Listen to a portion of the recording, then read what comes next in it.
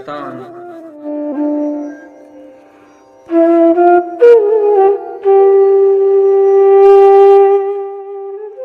لیکوال ډاکټر عبدالهادي حماس.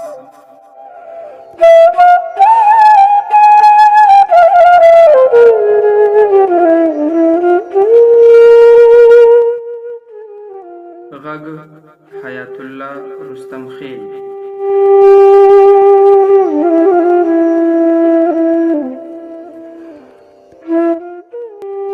ګرانو اوریدونکو، تاسې د قاچاقبرې د داستان اومه برخه اورئ.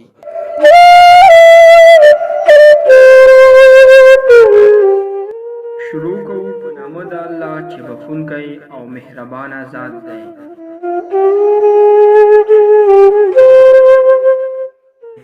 د مور خوا کې کېناستم، د ټیکري یوه څنډه یې په سر وه، نور په ځمکه پروت و. نو هغه مې ورته سم کړ، بیا مې په اوږو لاسونه ور واچول، ښکل مې کړه. ورته مې وویل مورې څه چې کېدل هغه خو وشول، ورور به مې ښه شي. ودرېدل چې روغتون ته یې ویوړ، نو هغې ترخه موسکا وکړه. د غم له لاسه خندی هم سړی وژني. ویې ویل سر یې ریز مریض و، کله به جوړ شي؟ ورته مې کړه بس هر څه رب ته سپارو، څه چې په تقدیر لیکل شوي وي نو هغه خو هسې هم نه بدلیږي. بلا په مخ وهل کېږي نه په سټ. اوس مې د پلار جان زما او د خپل سر خیر غواړه. که زړه ماتې شو نو هر څه به وبایلو، د ټولو په ژوند به لوبې وشي. پلار مې وګوره، نه مړ ده نه ژوندی، نو هغه شکر هم لري. که موږ خوله خلاصه کړو او وژاړو د هغه زړه به هم ودرېږي. نو نور چغې نه وهو، فریاد نه کوو، کمزوري کېږو نه، بس همت کوو او بس. زما په خبرو مې د مور په مخ کې ولاړې سترګې په حرکت لاغلې.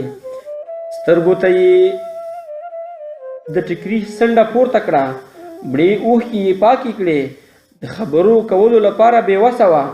د سر په خوځولو یې له ما سره زما د خبرو موافقه وکړه. کوټې ته مې دننه کړه.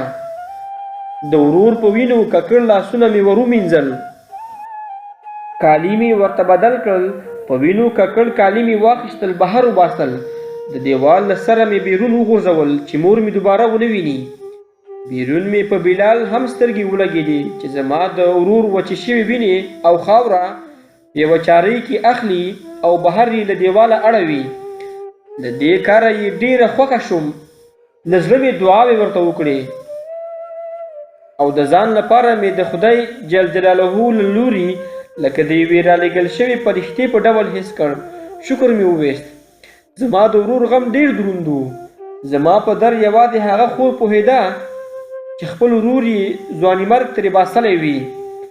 ماښام تیاره موټر راننوت. مور خو مې پوهېده چې زما ورور ژوندی نشي پاتې کېدی، خو پلار مې د موټر په لیدو په یوه هیله ورته پورته شو. ترې ویې پوښتل زوی مې ښه دی؟ لنډ ځواب مو ترې واورېد چې هغه په لاره کې مړ شو.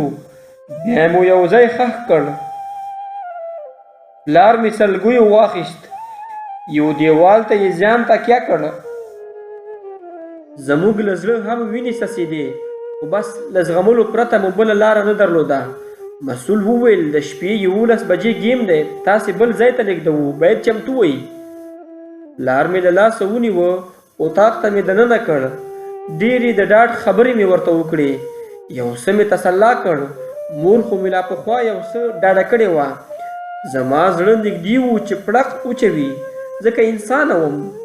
کم تر کمه مې تسلي ته اړتیا درلوده، خو زما د تسلي لپاره څوک نه و چې غېږ مې ورکړې وای، ښه مې ډېر ورته ژړلي وای. بهر راووتم، په بلال مې سترګې ولګېدې. خپل بکس یې چمتو کو. زړه مې وشو چې ورشم، لاس ترې راچاپېره کړم، سر مې د هغه په اوږه کېږدم او ښې ډېرې سلګۍ یې په خوا کې وکړم. خو پښتو وه، دا کار ناشونی و. د ځان دومره کمزوري معرفي کول هم راته اسان کار نه برېښېده. خو له دې مې ځان کنټرول نه شو کړی چې نږدې ورشم. زړه نازړه مې د هغه په لور قدمونه واخیستل. ورغلم، خوا کې یې په چوپه خوله کېناستم. هغه د بکس یو طرف ته او زه یې بل طرف ته وم. بلال ډېر ځیرک زلمی و. د هغه هم ایله خط خط برید راغلی و. پرته له ویلو یې هم ډېر څه احساسول. په چوپه خوله یې زما پیغام د شپږم حس له رویه واخیست. راته یې کړه: ژوند چې څومره موږ فکر کوو دومره هم اسانه نه دی. زه پوهیږم نن تاسې د یو سخت حالات څخه تېرېږئ. پوهیږم یو خوږ ورور دې له لاسه ورکړی دی. د ورور له لاسه ورکولو زور له بل هر چا ما ته ډېر ښه معلوم دی. له ما هم د هیواد ناصور جګړې 3 ورونه واخیستل. د ورور مړینه د سړي ملا ماتوي. تا هم نن د ملا د ماتېدو درد ولیده. ته به دا هم په زړه کې راته وایې چې له تا مې بیا هم درد ډېر دی، ځکه چې تا خو د خپلو ورونو غسل او کفن ورکړ، جنازه دې وکړه، په ډېر عزت دې خاورو ته وسپارل، قبر یې هم معلوم دی. له ما نه خو زما ورور ډېر ارمانجن لاړه، مسافر و، ډېر بې عزته لاړه، بې جنازې او بې کفنه ښخ شو. د قبر نښان یې هم موږ ته معلوم نه شو. هو تاسې په رښتیا نن ډېر یو دروند غم لرئ. هو ته په حقه یې، نن دې په رښتیا له ما غم زورور دی. خو تا نن دا هم ثابته کړه چې ستا همت له ما زیات دی. د ستونزو په وړاندې مقاومت دې له ډېرو نارینهو لوړ دی. هسې خلک وایي مېرمنې ظریف او نازک جسمونه لري، ستونزې نشي زغملی. دا نظریې اوس زړې شوي دي. دا د هغو خلکو فکرونه وو چې دنیا یې د غوایي د ښکر په سر ولاړه ګڼله. نن تا د یوې زړورې پیغلې رول وښوده. تا د ملالې په څېر د خپل ټولي روحیه ځواکمنه کړه. د خپل ځان غم دې هیر کړ، خو پلار او مور دې مایوسي ته پرې نه ښودل. ته یوه اتله یې، همداسې غښتلې اوسه.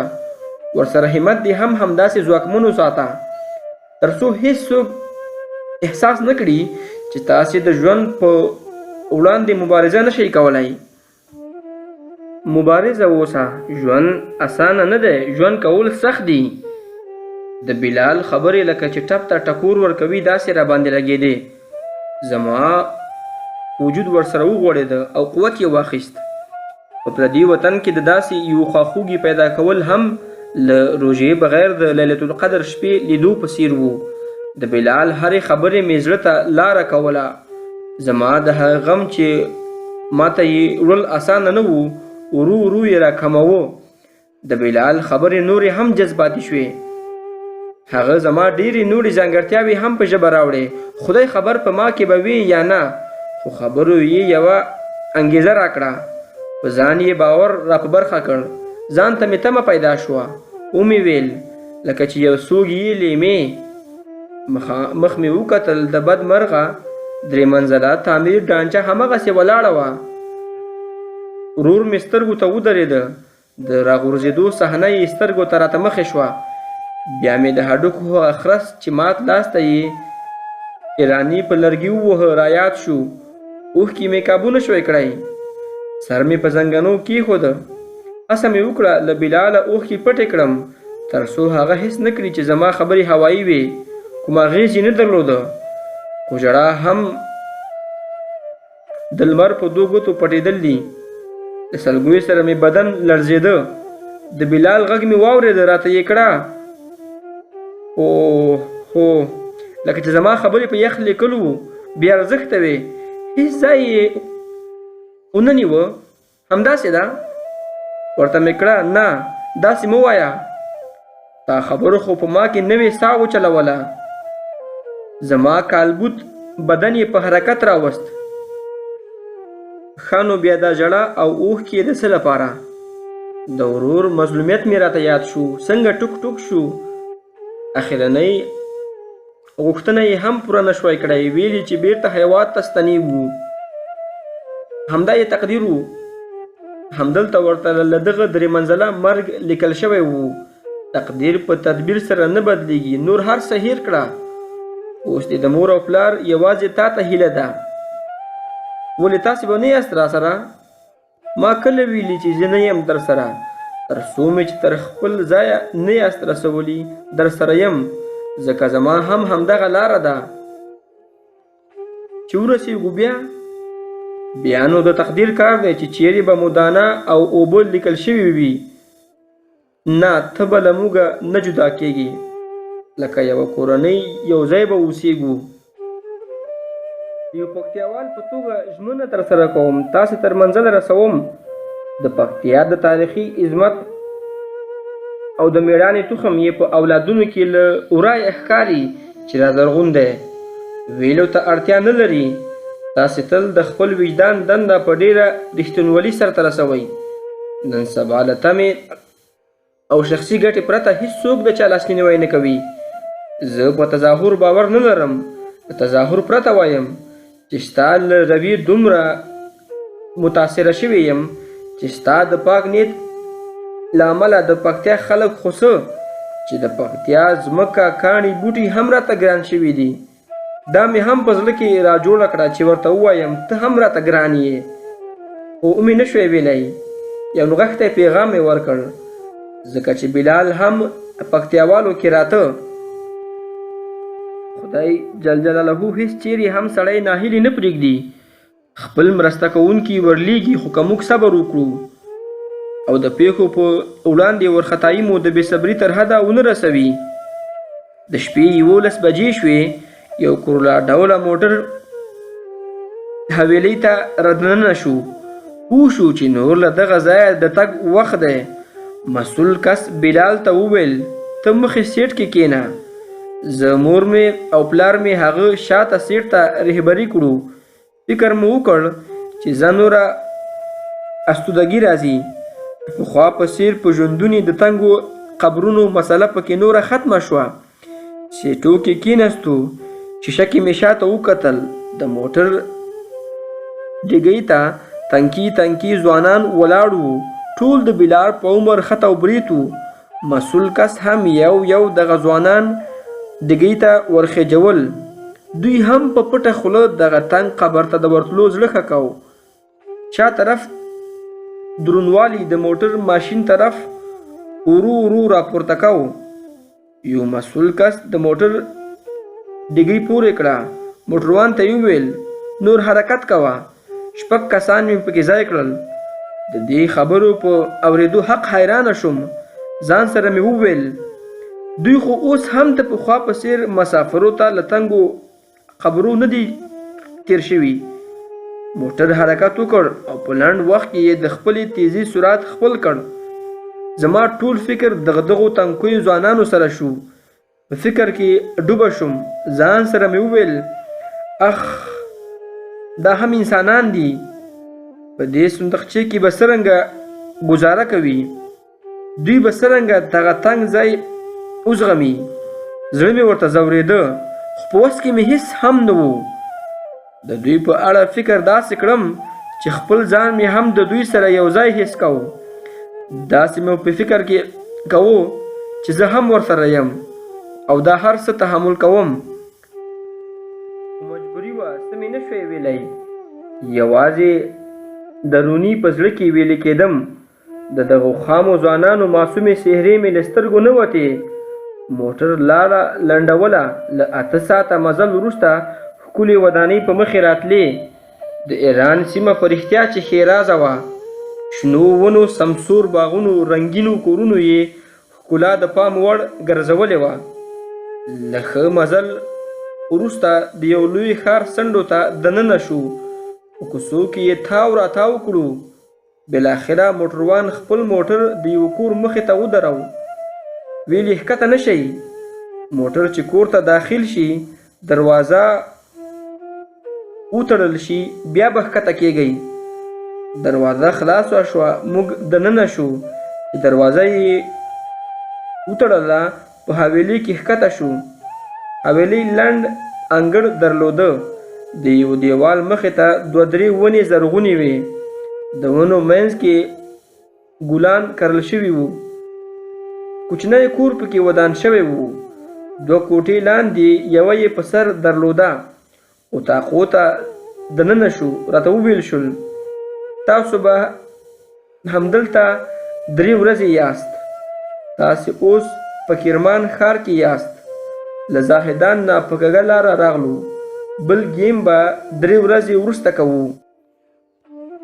پلار او مور مې یوې کوټې ته ننوتو. بلال او نور کسان بلې کوټې ته ننوتل. د کور مسؤل وویل 2م منزل ته څوک ونه خیجئ. تاسې هلته د ختو اجازه نه لرئ. مور مې یو بالښت ته ډډه ووهله. سترګو ته مې وکتل. په مخ یې 20 ځایه اوښکې را روانې وې. پوه شوم چې د ځواني زوی مرګ یې ځوروي او د هغه تشه دلته محسوسوي. خوا کې یې کېناستم. ما هم زړه ورسره تش کړ. مور او لور دواړو ښه سره وژړل. نه کېدله. انسان چې هر څومره د همت هڅه هم وکړي بیا هم کمزوری دی. خپله کمزوري نشي پټولی. و هغه وخت مې زړه تکیا شو چې موږ دواړو ته مې پلار د تسلي خبرې پیل کړې. ومې ویل زه د پلار حالات دی یو څه ښه شوی. لږ وروسته مې پلار له اطاقه ووت. غوښتل یې بهر لاړ شي او موږ ته د خوراک څه راوړي. خو د کور ساتونکي بهر نه پرېښوده. ویل یې چې تاسو اجازه نه لرئ. پیسې موږ ته راکوئ او هر څه چې فرمایش راکړئ دلته یې درته را رسوو. پلار مې یو چرګ ترې راوغوښت. 2 ورځې مو څه نه وو خوړلي. د ورور مرګ خو مو بیخي اشتیا له منځه وړې وه. له لوږې مو ذاتي نسل له ملا سره نیښت. د چرګ له نوم سره مې یو څه اشتیا پیدا شوه. مور مې هم ورته احساس څرګند کړ. لږ وروسته پوخ چرګ ورسره ګرمې ډوډۍ مې پلار په لاسو کې نیولې وې. د څو سختو ورځو له لوږو تندو وروسته لومړی ځل یوې مناسبې ډوډۍ ته کېناستو. څو ګولې مو چې وخوړې چرګ یې ډېر خوندور و. بلال مې سترګو ته ودرېده. ډوډۍ مې په ستوني کې ونښته. مور مې ژر اوبو ته لاس کړ. خو پلار مې بیا نصیحت پیل کړ. راته یې کړه ویلې لورې وړې وړې ګولې کوه. دا ډېر وخت مو بسکټ او اوبه څښلي دي. د دې ډوډۍ سره مو ستونی سم نه دی بلد شوی. په حقیقت بل ډول و. زه یې په اصلي لامل پوه شوم. د بلال میړانې به د ډېر بېغیرته سړي هېرېدې. ښځه ذات وم او زموږ په ټولنه کې نارینه له میرمنو خلک غیرتي بولي. خو ما مې په ډېرو نارینهو خپل غیرت نه ورکاوه. نه پوهېدم څرنګه له چرګ نه یوه برخه وشکوم او په ډوډۍ کې یې ونغاړم. له مور او پلاره یې پټه بلال ته ویسم.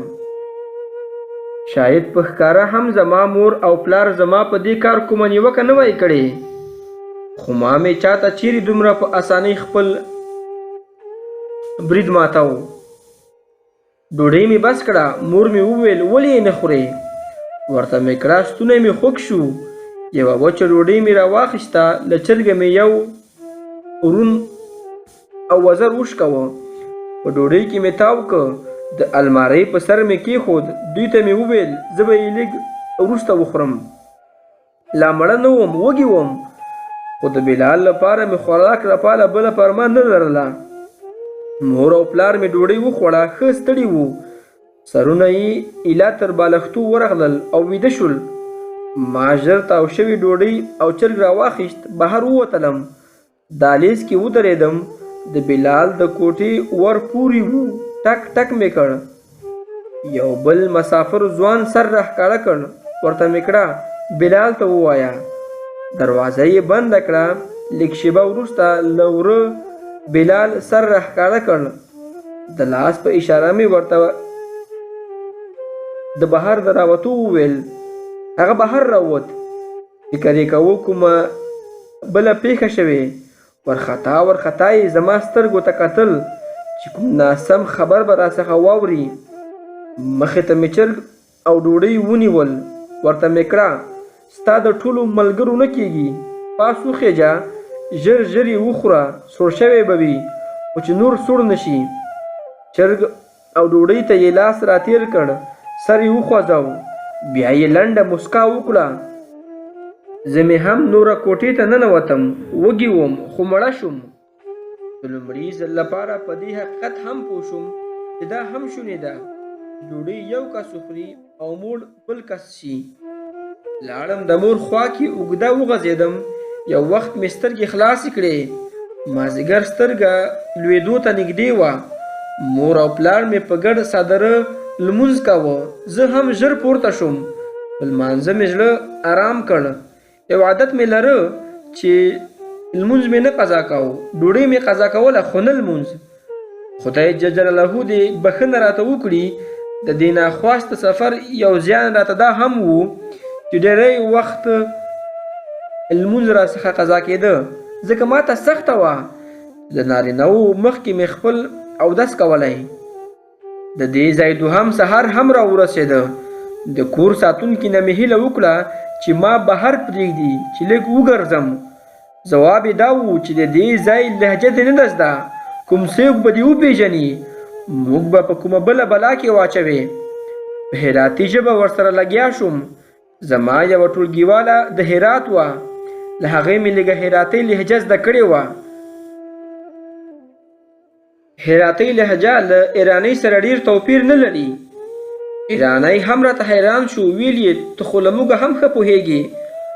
ور یې راته خلاص کړ. بهر اجازه یې په دې ژمنه راکړه چې تر نیم ساعت ډېر وخت به نه تېروې. حجاب مې په تن کړ.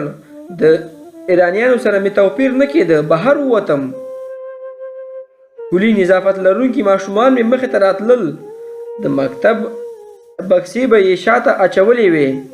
یو نیم سره خو به یې مور هم روانه وه تر څو خپل ماشوم مکتب ته ورسوي. ایرانیان هم ښکلې څهرې لري. زیاتره یې زموږ د هزاره ګانو پرمختللي ټیپ ته ورته وو. ګرد مخونه، نسبتا غټې سترګې او پوزې یې له هزاره ګانو غټې وې خو ډېرې لوړې او اوږدې هم نه وې. زیاتره یې ښکلې برېښېدل. د ښار کوڅې یې په کاشیو پوښلې وې. هر څه پاک او سوتره تر سترګو کېدل. دغه کوڅې مې د کابل د هغو کوڅو سره پرتله کړې چې ړنګې له ښه کانالیزیشن څخه بې برخې وې او کله کله خو د انسانانو په سرو وینو رنګېږي.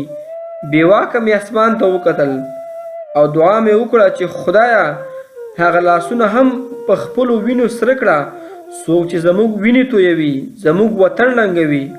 ومې ویل خدایه هغه خلک هم زموږ په سرنوشت اخته کړي چې زموږ په شر کې خپل خیر لټوي. مخ مې واړو. یو سپین ږیري باندې مې نظر ولګېده. د سړک په سر یې میز ایښی و. شیان یې خرڅول. په کابل کې موږ دغسې کار ته د سپروشت اصطلاح کاروله. سپین ږیري هم د خرڅلاو شیان پرې کتار کړي وو. د میز په یوه څنډه یې د تازه ګلانو ګېډۍ هم ایښی و. زړه مې وشو وایخلم او د بلال مخې ته یې په دې هیله ونیسم چې خوښ شي ځکه ډېر غمونه یې زموږ لپاره وګالل او ورسره دا پیغام هم ورکړم چې موږ مو د لاسنیوي احسانمند یو. هېڅ وخت هم ستا دغه نیکي نه شو هېرولی. خو ځوانیمرګ ورور مې سترګو ته ودرېده.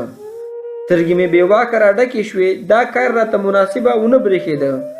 د ګلانو ګېډۍ مې بېرته په میز کېښوده. ژوند هم عجیبه وي. که ته خفه یې او یا خوشحاله خو کول غواړي.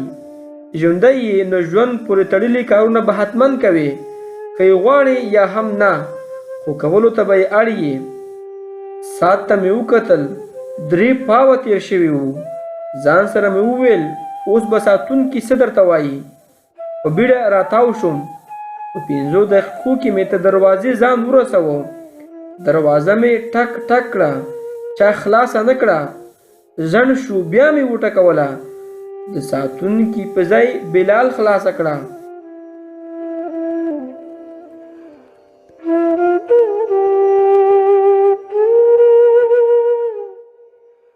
پاتې داستان په 8مه برخه کې اورو.